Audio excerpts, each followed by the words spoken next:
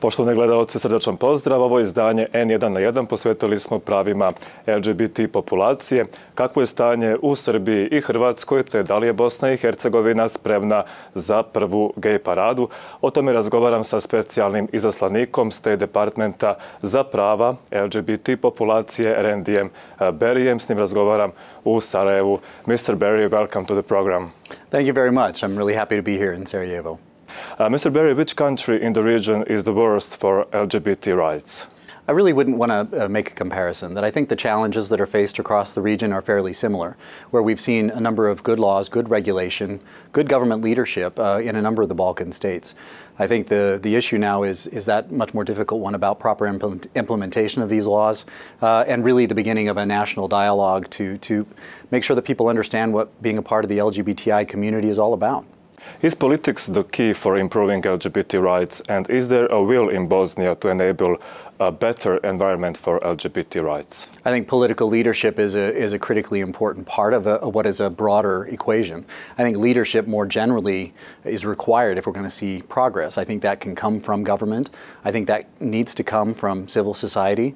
I think that needs to come from people in any society that have a degree or a mind towards fairness to begin to talk about these issues and really bring the conversation where it belongs to an issue of equality of citizenship under the law. I think that requires leadership. You're planning on donating resources for Open Center in Sarajevo. For which concrete projects will the resources be used to reach the goal? We think that the Open Center plays a key role, and it plays a key role at the intersection of civil society activism on a broad range of issues, not simply for LGBTI issues. But it plays a critical role in bridging the gap between government, activists in civil society, and a national conversation. So we believe that our support to the center will enable them to become a more effective advocate for, again, issues of equality and opportunity, not just for members of this community, but on a broader basis, because we believe it's very important to make sure that when we talk about rights for this community, we understand we're not talking about special rights or a boutique right or anything that's extraordinary. All we're talking about is equal rights based on citizenship. How close or far is Bosnia in organizing the first gay parade? There were very few attempts and very little success until now. You know, I've only been here for a few hours, so I'm not really I think the best person to answer that question. What I can tell you is that in these places where pride festivals or pride marches have been held, these are a critically important part to work on the issue of visibility. Because I do believe that in almost any country around the world, one of the principal problems that we have is a lack of visibility. I think people honestly don't know what it means to be a member of the LGBTI community. And the ability to put a face, to put a story, a personal human story attached to that, I think is critically important. I believe that these celebrations of pride are a way in which that is done. It's not the only way. You know, and I don't think that these pride marches also can be the sole way in which you assess progress. That this is an issue that faces ordinary people 365 days a year, not just on the day of a parade. It seems to me that Croatia is the farthest when it comes to LGBT rights. Is this country on the right way? Yes, I believe that I would say that of any country in the region, that I think that we're seeing very positive movement. Because what we are seeing is greater leadership from government officials. We are seeing increased space for civil society actors to work for the change, and that's a critically important role. But I think really if we bring that back to the issue of leadership, why did Croatia take the steps that they have? Well, you know, I think benefited from having some very strong leadership at a very early stage that said we can either evolve on this issue in a passive, reluctant sort of way, or we can take a big, bold step forward, which is exactly what I think they've done. There was a lot of controversy and riots on the streets in Serbia because of the gay parade. Still today, the parades in Belgrade are organized with big security measures. Is there any improvement in Serbia? Yes, I believe there has been improvement there. I met when I was in Belgrade with the Pride organizers, and I believe that was their impression as well.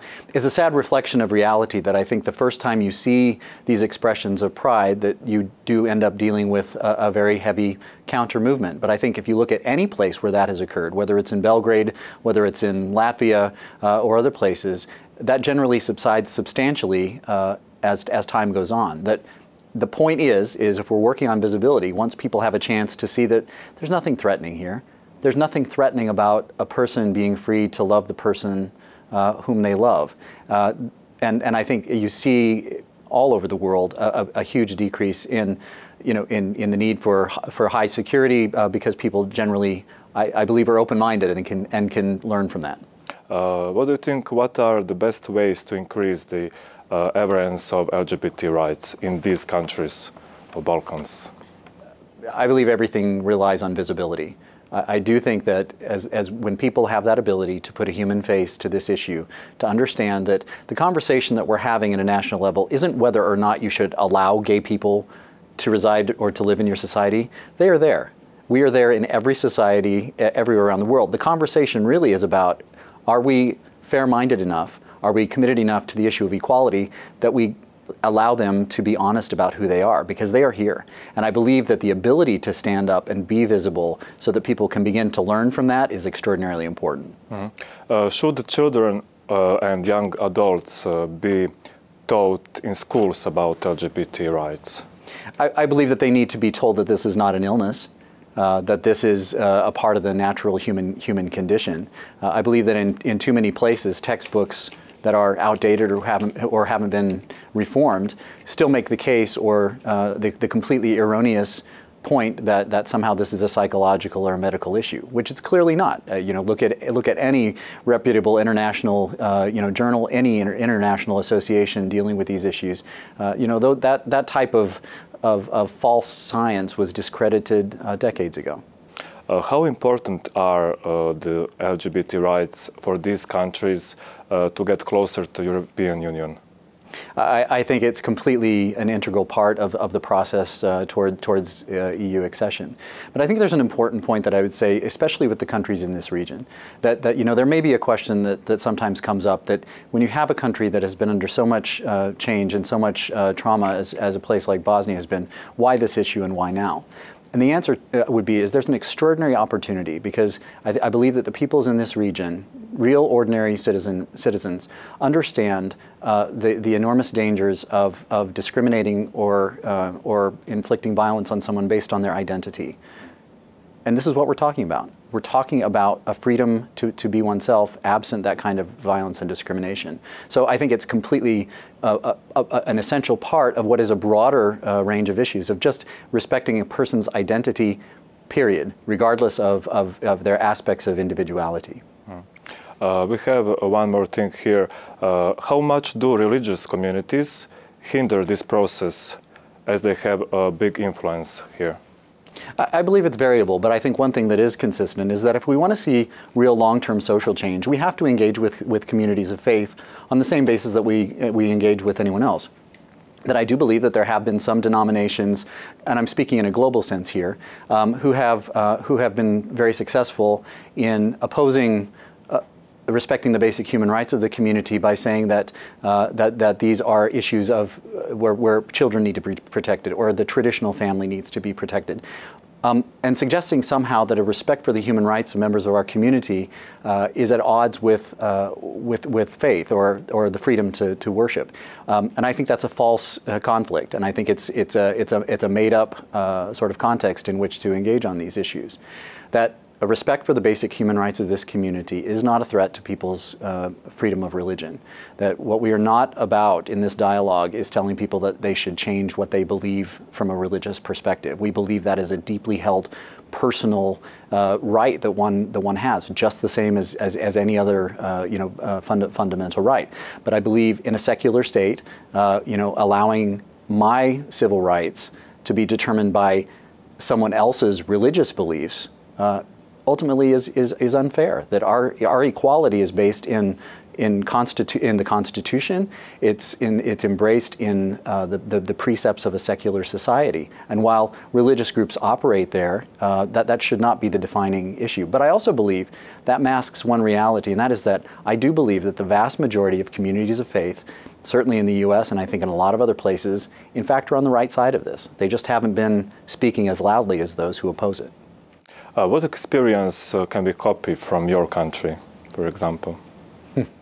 You know, I'm a big fan of sharing best practices, but I believe that ultimately many things aren't directly applicable. That I think you have to be, that in any country, there will be a unique approach, a unique journey, if you will, of how we get to a greater appreciation of human rights. In my country, you know, we have struggled with these issues for decades.